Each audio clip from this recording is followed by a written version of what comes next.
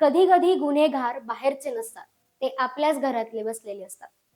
4 डिसेंबरची सकाळ, अहिल्यानगर जिल्ह्यातील घारगाव मुळा नदीच्या पुलाकाठी काटेरी झुळपात काहीतरी पांढरं दिसतं.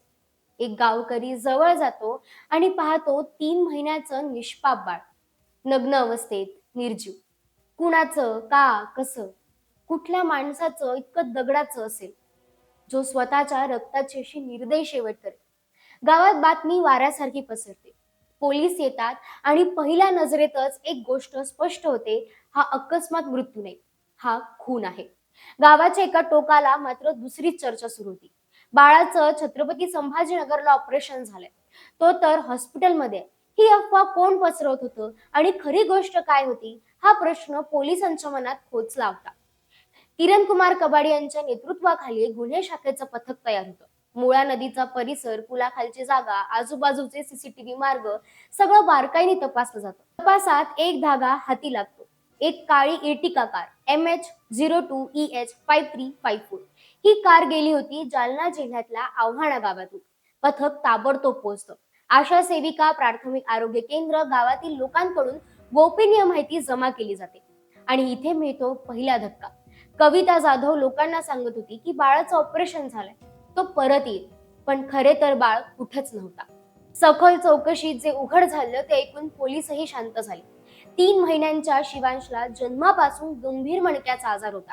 त्याचे हात, कान, अपंगत्व, आजार बरा होणार नाही आणि खर्च मोठा होणार. याच एका कारणाने त्याच्या आई वडिलांनी स्वतःच ठरवलं की बाळ जगू नये. 3 डिसेंबरची रात्र, आई वडील आणि त्यांच्या नातेवाईक हरिदास इर्टिका कार मधून पुण्याकडे निघतात. घारगाव जवळ येताच पुलावर गाडी थांबवतात. रात्र शांत होती. मुळा नदी खालून थंड वारा येत होता आणि त्या अंधारातच स्वतःच्या अंगावरचं दुपटं काढून आई वडील स्वतःच्या बाळाचा गळा दाबून खून करतात. नंतर त्याचे कपडे काढून टाकतात आणि निष्पाप देवांशला थेट खाली नदीत फेकून देतात. गावात शंका येऊ नये म्हणून आई वडिलांनी आणि नातेवाईकांनी नाटक रचलं. बाळ अजून हॉस्पिटलमध्ये आहे, ऑपरेशन झाले, लवकरच घरी येईल. कविताला देवदर्शनासाठी इतर गावात पाठवलं, जेणेकरून कुणीही रस्त्यावर येऊ नये. तिन्ही आरोपी पोलिसांसमोर बसले होते आणि शेवटी त्यांची नजर खाली गेली. ते म्हणाले, हो, आम्हीच मारलं बाळाला.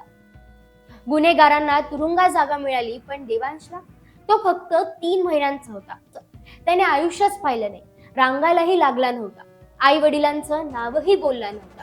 तरीही जगातील पहिला धोका तो त्या आई वडिलांकडूनच आला, ज्यांनी त्याला जन्म दिला होता. प्रश्न अजूनही तसाच उभा आहे. आर्थिक अडचण, आजार या सगळ्यांच्या नावाखाली मानव मन एवढं निर्दयी होऊ शकतं का? आणि अशा गुन्ह्यांना आपण कोणता चेहरा द्यायचा? दया की शिक्षा? देवांश नाही, पण त्यांची आठवण मात्र हा प्रश्न प्रत्येकाला विचारत होती. आता या सगळ्या मुद्द्यावर तुम्हाला काय वाटतं, आम्हाला कमेंट करून नक्की सांगा. आणि अशाच कहाण्यांसाठी जरा हटकेला आता सबस्क्राईब करा.